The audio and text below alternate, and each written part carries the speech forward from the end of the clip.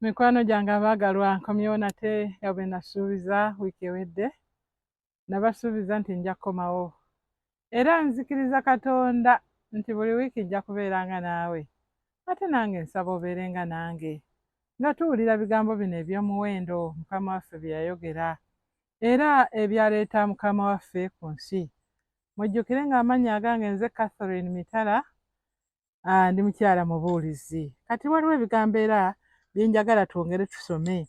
Ku mulundi guli twasoma mu kitabo ky'Abaruumi 10, olunyiriri olw'10 n'olumu n'olw'12. Naye ate olwaleero ngenda kusoma olunyiriri olw'14.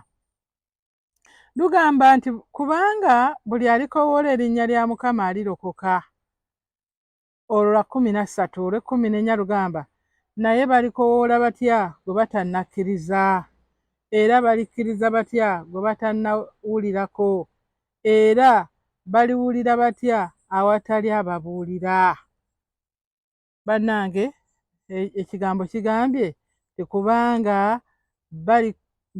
kubanga buli alikoowoola erinnya lya Mukama alirokoka. Mujjukire nti ekigambo kye mbuulirako kya kulokoka. Okulokoka kintu kya mugaso nnyo nnyo nnyo nnyo mu bulamu bwa buli muntu, omuto, omukulu, omusajja, omukazi, omugagga n'omwavu. Kigambo okulokoka kino kya nkizo, kubanga okulokoka nga bw'okuwulira tekukoma wano. Okulokoka ly'ekkubo mwe tuyita okufuna Yesu Kristo, ate nga Yesu Kristo ly'ekkubo n'amazima n'obulamu. Bayibuli ega nti teri aliraba Katonda okuggyako ng'ayise mu Yesu Kristo. Kaakati munnange, gwe owooluganda ali eyo, njagala kugamba nti tulina okukoowoola erinnya lya Mukama waffe tulokoke.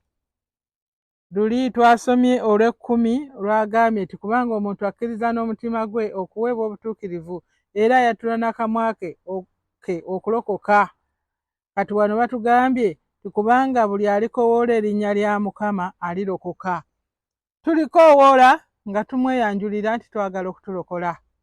Tukoowoola erinnya lya Mukama nga tumweyanjulira nti tulina ebibi bituggyeeko, tujjudde emigugu gituggyeeko, tuyambe, tumukoowoola. Naye agambye nti buli alikoowoola erinnya lye alirokoka. Oyinza okuba ng'oli eyo nga tonnakoowoola linnya lya Mukama waffe Yesu. Naye agambye kasita olirikoowoola bw'oti n'oga nti Yesu ondokole, amangu ddala awo wennyini w'omukoowoledde wakuweera obutuukuvu n'obutuukirivu. Awo wennyini wagenda okukuweera okulokoka, okulokoka okuva mu mitawaana egy'ensi. Mujjukire nagambye nti mu nsi muno mulimu emitawaana mingi.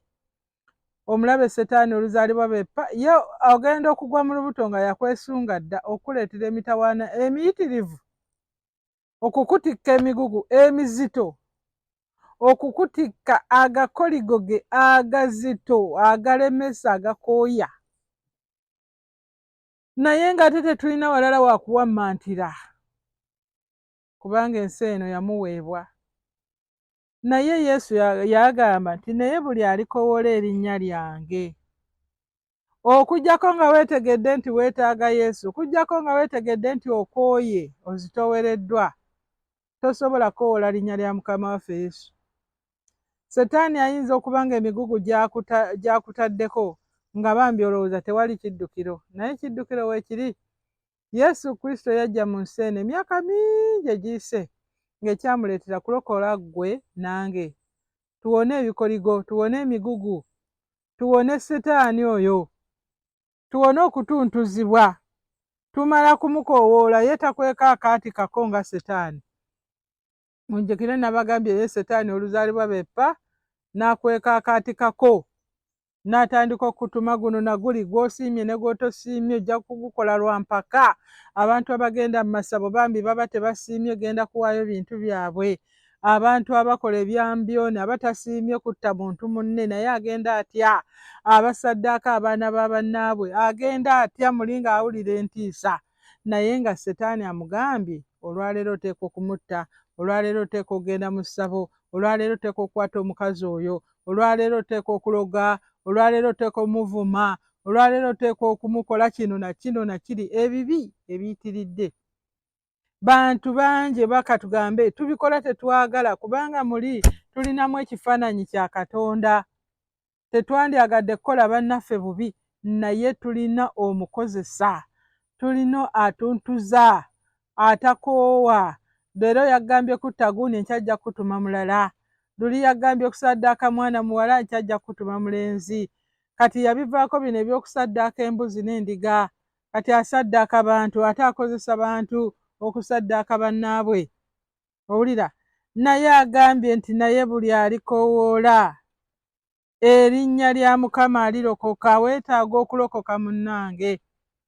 Nze nabagambye nakirabadde emyaka mingi nga neetaaga okulokoka, saalonzalonzaamu. Abantu abamu bakimanyi nti beetaaga okulokoka naye ne balinda olwaluli olwaluno. Era ndirokoka kandi kamala okumaliriza kino. Ebintu by'ensi eno nno ojjukira nti tebiggwa. Ebintu by'ensi eno bye byogamba mb'ogenda kubimala tebiggwa. N'abaatusooka bagenda tebabimaze, tewali kyogenda kumala. Ye Mukama waffe agamba jangu nga bw'oli nange naakuwummuza. Gw'ojja nga bw'oli ye naakuwummuza, jangu n'emigugu gyo gyonna oba gyenkanawa ye yajja okuwummuza. Gwe tosobola kwewummuza, Setaani tasobola kuggyako wadde ogumu. Jjajjawo ne maama wo bonna bakutunuulira butunuulizi, baakulemererwa dda. Naye Yesu agamba nti jangu nange naakuwummuza. Gw'ojja buzi gy'ali, tasobola kujja kwekakaatikako. Gwe omulimu ogugwo kujja gy'ali, omulimu ogugwe gwa kulokola.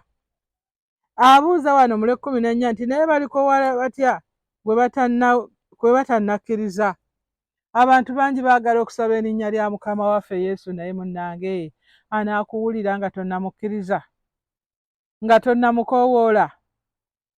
Ddala ddala ogenda koowoola Mukama waffe Yesu nga tonnamukkiriza, biri ebintu byaffe ebibiri nga tonnabikola. Okukkiriza n'omutima gwo, n'okwatula n'akamwa ko, n'okuweebwa obutuukirivu. Katugambe bisatu, ebibiri gw'obikola. Gw'okkiriza n'omutima, gw'oyatula n'akamwa, ye n'akuwa obutuukirivu. Kati awo n'olyoka omukoowoola. Nti balikoowoola batya gwe batannakkiriza? Omukazi tasobola genda wa muliraanwa n'asaba bweri ebyetaago bye kubanga tamufumbirwanga. Omusajja ali wali ow'obuso bw'omufumbo tavunaanyizibwa ku byetaago bya mukazi oli kubanga tamuwasanga. Naye Bayibuli ekubuuza nti gwe olikoowoola otya Mukama waffe nga tonnaba mukkiriza? Oligamba otya omusajja ebyetaago byo nga tewamufumbirwa? Kankuleetere ekyangu ekinaakuleetera okutegeera amangu. Omala kumukkiriza mu mutima, n'omwatula n'akamwa, n'akuwa obutuukirivu, n'ofuna eddembe ly'okumukoowoola wonna w'oyagalira. Ago ge mazima ge nkubuulira mukwano gwange. Tosobola, nange nze nnyini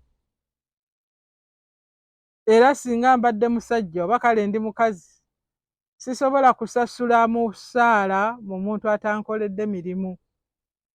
Nga azze kubanja kyokka nga ate emirimu agikolera ku muliraano, gwe wali okirabye? Kati agamba nti balikoowoola batya gwe batakkiriza? Abantu baagala nnyo okukoowoola Mukama waffe Yesu. Tusabe tugire bwe kiri, ne mukola byonna byonna si bibi. Okusaba si kubi, naye wamukkiriza mu mutima gwo. Ekyo kyagamba balikoowoola batya gwe batannakkiriza? Waliwo emitendera gy'oyitamu okulokoka. Waliwo emitendera gy'oyitamu okukoowoola Mukama waffe Yesu. Gyegyo esatu obwedda gye njogerako. Okumukkiriza kya mu mutima, okumwatula kya lulimi, okuweebwa obutuukirivu kiva eriye. Kati n'olyoka oweebwa ebbeetu ery'okumukoowoola ng'omukyala bamala okumusiba empeta, wabbeetu waddembe okusaba kyonna ky'ayagala ne bwe liba ttaka, kubanga oyo gw'asaba yamuvunaanyizibwako, oyo gw'asaba baalayira baakuba empeta. Naffe bwe tukkiriza Yesu Kristo okubeera omulokozi waffe, tuba tukoze ekirayiro, tuba tufumbiddwa Mukama waffe Yesu kati wa ddembe okutuwa kyonna kye tumugamba nti Mukama wange neetaaga kino, Mukama wange ate labayo bino, Mukama wange, nga naye akakasa nti mu kitabo ky'obulamu mw'oli. Naawe muganda wange kakasa nti mu kitabo ky'obulamu mw'oli. Olyoke otandika okukoola Mukama waffe naye n'akola ki? N'akulokola. Nti era balikkiriza batya gwe batannawulirako? Balikkiriza batya gwe batannawulirako? Nze nsuubira nti olwaleero at least owulidde nti Yesu ayagala kulokola. Ekyo kimala kyokka. Bayibuli egamba nti ekigambo kimu bwe kiti eri omuntu ow'amagezi kimumala. Naawe ebigambo bino bye njogedde olwaleero nsaba bikumale, okkirize Mukama waffe Yesu akuwe obulokozi bwe, omuwe emigugu gyo akuwe obulokozi, akuwe ekikoligo ekyangu, akuwe obulokozi, akuwe ebbeetu ery'okubeera ng'omukoowoola wonna w'oyagalira.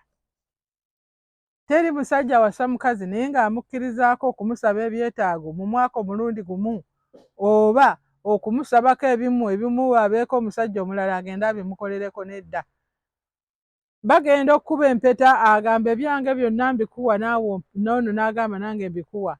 Kitegeeza biba byabwe bombi. Era omukyala w'asabira ebyetaago omwami asobolera ddala okubimuwa, kubanga kati wuwe. Mwana wange naawe weefunire Yesu ofuuke wuwe. Ate gweoyinza okuba nga toli mwana wange, ng'oli baaba wange, ng'oli muto wange, ng'oli jjajja, oli taata, ffenna Yesu atukkiriza okumukoowoola nga tumaze okulokoka, nga tumaze. Abantu bangi beemulugunyiza Katonda tankoledde bino na bino na bino, naye wamukkiriza. Kakati nno kankukulembere mu ssaala ey'okukkiriza Mukama waffe Yesu.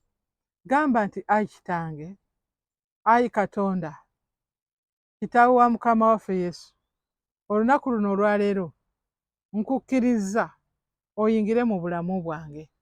Njatula n'olulimi lwange luno nga sikakiddwa, naye nga nzikiriza mutima gwange oyingire mu bulamu bwange. Nkukoowoole ng'oyitabe mu linnya erya Yesu Kristo, omwana wa Katonda omulamu. Amiina.